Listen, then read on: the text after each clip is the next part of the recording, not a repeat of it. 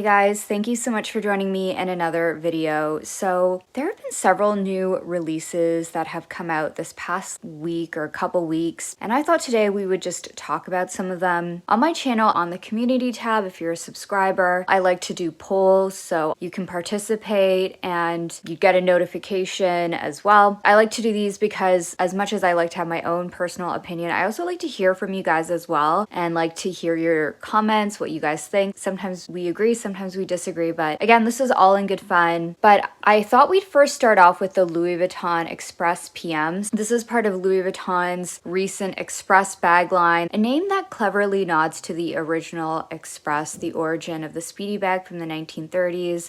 This is a modernized version from Nicolas Guesquier. The silhouette channels the soft, very flexible curves of the keepall or the speedy, but it offers a modern interpretation. It has the multiple strap options. You can wear it crossbody, shoulder, or crook of the arm. It feels quite speedy-esque, but instead of that like top handle, or there's the bandolier versions with the alternating strap options. It's a little bit different, but it's also in leather, so it's got that like smushy effect. The like slightly slimmer straps, these might even be slimmer, but it reminds me of older versions of the Papillon. This strap, it's noticeably different, and of course this is in the leather. It's also very interesting when we look at these slim straps that Louis Vuitton is doing here. Very different from, if I think about the aesthetic from maybe like 5 years ago, when that like utility strap, the web strap, the multi-pocket straps, how popular that strap was, how they did it on like so many of their styles, how Louis Vuitton was really at the forefront with these kind of like utility styles. But now this is a leather bag with these canvas trim straps, and this bag, it's going for $4,200 for the PM size. It is a lot. What Louis Vuitton, I think, is their logic is they're really making this distinction, I think, between canvas and leather. Again, less of like the loud monogram canvas. It's more premium. I don't want to say quiet luxury, but that kind of the focus on the quality of leather and being more quiet, but it's still distinct enough, especially on the black and the sort of like that grayish brownish color with like the canvas trim. However, in this cream color tri version, it feels slightly a little bit more if you know, you know. I wanted to see where you guys were at. So based on this poll here, 15% of you are obsessed, 26% not sure, and 59% of you guys say it's a nope. Some of the comments, they look good, but LV prices don't. I would agree. I like the white one, but it looks very similar to the Clementine bag from the Horse, which is under $300 and made of equally beautiful leather. This is one bag where you will definitely be paying for the LV name in full. Then also, I like the model, but not the material so far. The grain leather looks dull and the shiny leather looks cheap. Probably they are going to release other versions of this. I love it in emprunt or in monogram canvas with black leather straps. I'm with you guys on this. It feels like a bit of a different direction for Louis Vuitton, but still stays true to its heritage. So next bag I want to talk about is the Saint Laurent Icarino bag. Not sure if I'm saying that correctly, but this bag this past week was featured on a series of celebrities. I talked about this bag recently when talking overall about YSL bags and what the brand has been doing. So we're all quite familiar with the Icare or the Icare, that massive style that we saw a couple years ago worn on Zoe Kravitz, Hailey Bieber, Rosé, just this big, huge, massive shoulder style. It's very similar, as I said before, a Bottega Mini Jodi, which was a Daniel Lee era creation from a couple creative directors ago now at this point. Got that signature, quite loud YSL logo. It's got the diamond quilting that YSL featured in the Icare. This bag is going for $3,000. There's also this larger hobo style going for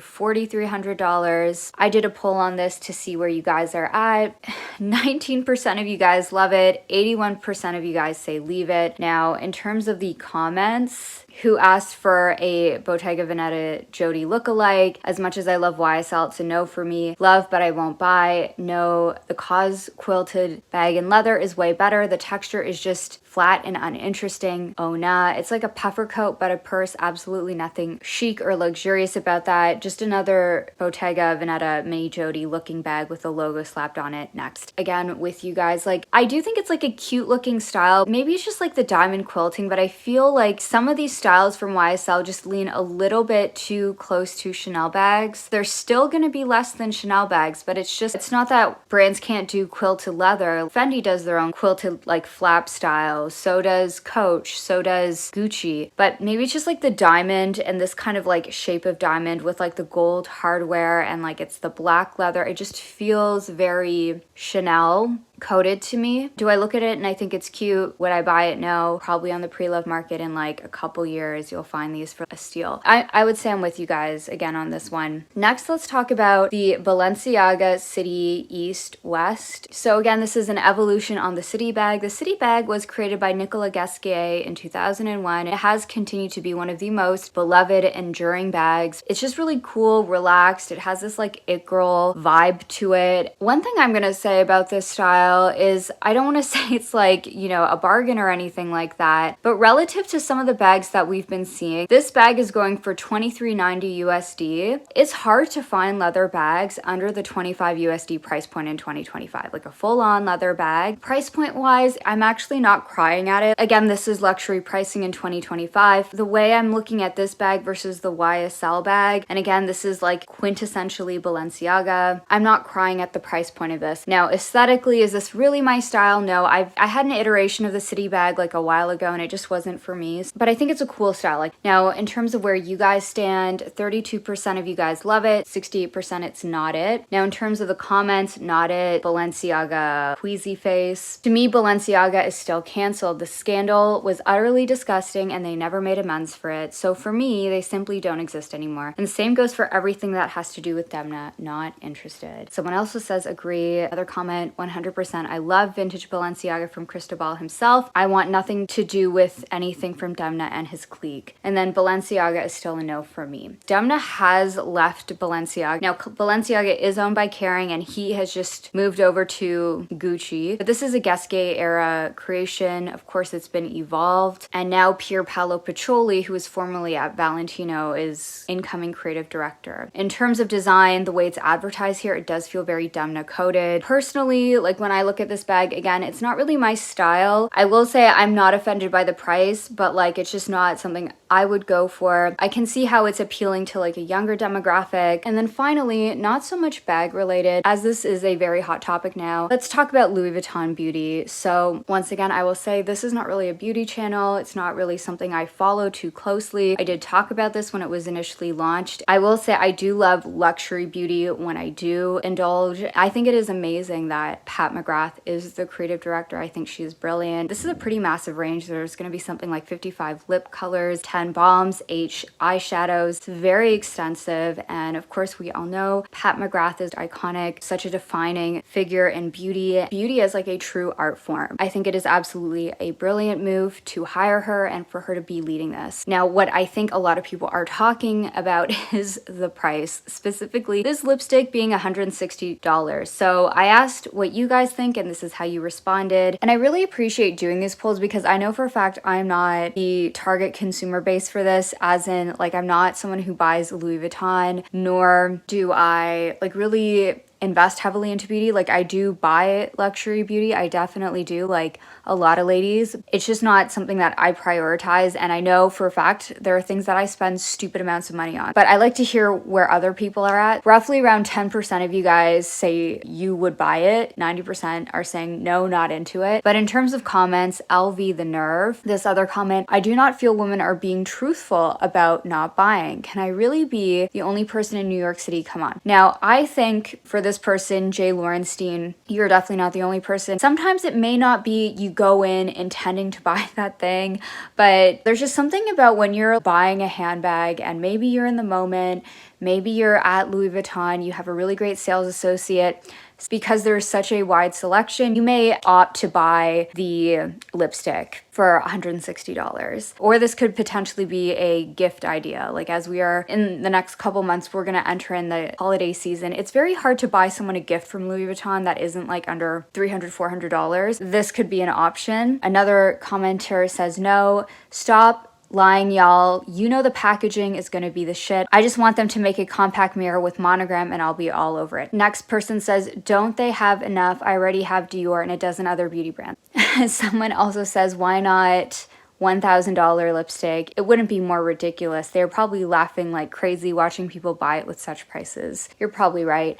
And then finally, don't know. As always, I want/need to see it in person, IRL, but aren't there enough makeup brands in the world? Personally, the way I'm gonna look at it is this is just not for me. I'm not a Louis Vuitton consumer. Pick up the odd thing every now and then, but it's been years since I've picked up something from Louis Vuitton. I'm not even that big of a beauty girl. Like, I do like lipstick though. I will say I do get an immense amount of joy by wearing lipstick. If I have to just put one thing on, it's not eye makeup, it's not foundation or anything. If I have 2 seconds at the door and I have to look a little bit better, I will put on lipstick. But yeah, I'm not a beauty girl. I'm not a Louis girl. Am I gonna spend $160 on this? Absolutely not. But you know, I am somebody who does like to buy luxury beauty, especially like a lipstick. I love Dior, I love Chanel. You know, they're probably like some of my most worn brands. I will say this year, since the end of last year, when Celine came out with their lipstick line, they first came out with this Rouge Triomphe and then the whole line, which was 16 lipsticks. I eventually purchased another 2. So in total, I picked up 3 lipsticks since the launch of that, as well as the brush. And the reason why I purchased it is because like I love the packaging. I really love the colors. It is scented like a Celine fragrance, which I love. I love Celine fragrances already. I love the world building. I love the design elements of this product. This was like meant for me. Did I love the pricing? No. These, when they came out, were $75. I will say that was a stretch for me. I never spent $75. Again, it seems like Dior and Chanel are like a bargain when compared to Celine, or now when compared to Louis Vuitton. But with like the brand of Celine, I've loved pretty much everything they've come out with. Like, I have not had a fail product. I've loved their fragrances. I love their candles. I bought David even this reptile lotion. When I like something, I like it. If I like something and the product is really good and the world building is really good, we'll go outside of handbags. I will go outside of fashion to buy the beauty products. But there are also other things Celine released, like this $475 pocket mirror. That was just too much for me. I like the brand, but that's just not something I care to buy. $75 for lipstick was sort of my like cap. They at some point had upped the prices. Now they're $78.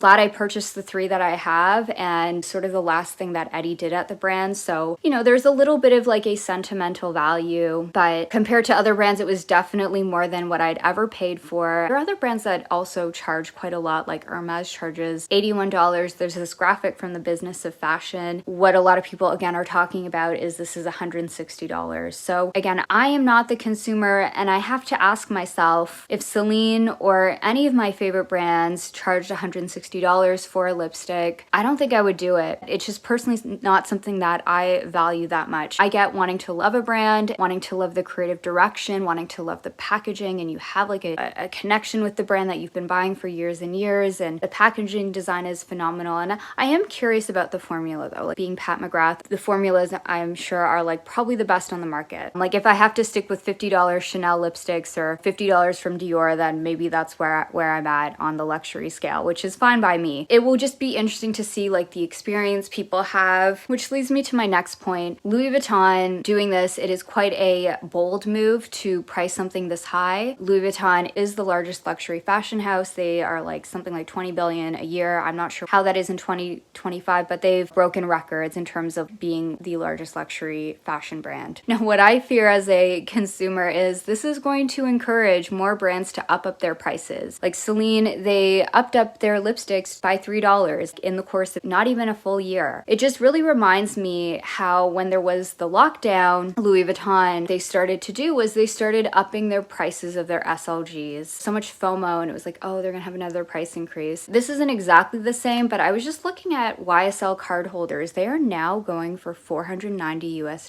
These used to be easily under $200. They were like a nice piece of the brand that you could buy. Like, same with Louis Vuitton, like their card holders used to be like under $200. Now lipstick and these eyeshadow compacts are basically the prices of SLGs now. SLGs are like the prices of bags, and everything is just going up. And this is just the state of luxury. It is for like a certain customer base, it is for a certain group, but you know, I always liked that beauty was something that you could always indulge in like a way that was more for the masses. Most women are not going to spend $10,000 on a handbag. They might spend like $50 for a Chanel lipstick. Fewer more brands are going to follow suit. Anyways, guys, that's my video for today. Thank you so much for joining me in another one, and I hope to see you in the next one. Bye.